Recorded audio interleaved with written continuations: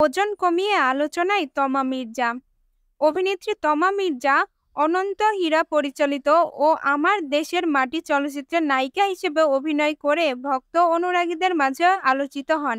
এরপর সুড়ঙ্গ চলচ্চিত্রে অভিনয় করে বেশ প্রশংসিত হয়েছেন। সম্প্রতি সামাজিক যোগাযোগ মাধ্যমে তমা মির্জার ব্যায়ামের কিছু ছবি অনুরাগীদের মাঝে শেয়ার করেন, সেখানে দেখা যায় এই অভিনেত্রী শরীরের ওজন কমানোর জন্য কঠোর পরিশ্রম করছে।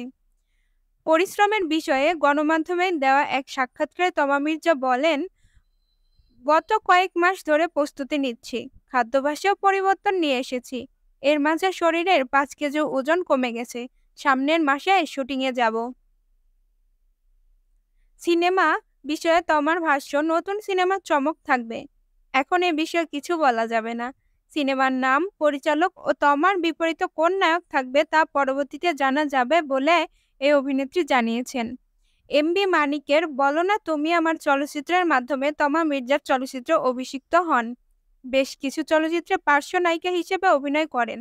শাহনেওয়াজ কাকলি পরিচালিত নদীজন চলচ্চিত্রে পার্শ্ব চরিত্রে অভিনয় করে জাতীয় চলচ্চিত্র পুরস্কার লাভ করেন তিনি।